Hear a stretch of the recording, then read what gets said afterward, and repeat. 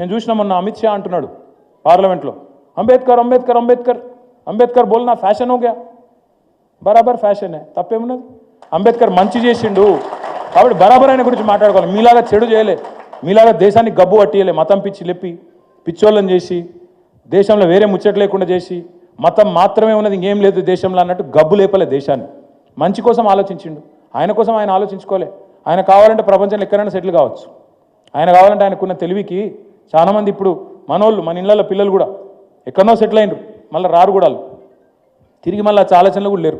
వస్తావురా భయ నన్ను అడిగితే మా దోస్తులను వాళ్ళని వీళ్ళను ఏముందని ఆడుకొస్తే మళ్ళీ చుట్టాలు గిట్టాలు అంతా సతాయిస్తారు, ఈడనే మంచిగా సుకూన్ ఉన్నది.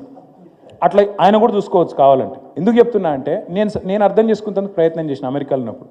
ఒక మన దేశంలోనే ఉన్నదా రిజర్వేషను, ఈ అమెరికాలో మనకి ఇసుంటుంది ఉందా అని చూసిన. మీకు చాలామందికి తెలియదు, అమెరికాలో అఫర్మేటివ్ యాక్షన్ అని ఒకటి ఉంటుంది. అది కూడా ఇవాళ పెట్టలే, 1950-60లో పెట్టినరు అక్కడి ప్రభుత్వం. ఎందుకు పెట్టినరు? అక్కడ నల్ల జాతీయుల మీద ఏదైతే వివక్ష ఉందో ఆ వివక్ష పోవాలి అంటే వాళ్ళకు కొంత ప్రత్యేకమైన రక్షణ, మన రిజర్వేషన్ లెక్కనే వాళ్ళకు కూడా విద్యలో ఉపాధిలో వాళ్ళకు కూడా రక్షణ ఉండాలని పెట్టినరు. కాబట్టి మరి అమెరికా వాళ్ళు మనకంటే తెలివైన వాళ్ళు అని చెప్పి ఆడిపోతున్నాం కదా మనందరం. ఆడనే పోయి సెటిల్ అవుతున్నాం, ఆడనే బాగుంది, ఆడనే గొప్పోళ్ళు, వాళ్ళే అగ్రరాజ్యం అని మాట్లాడతాం కదా తెల్లారులైతే. మరి ఆడ కూడా ఉంది, మరి వాళ్ళు బుద్ధి తక్కువ.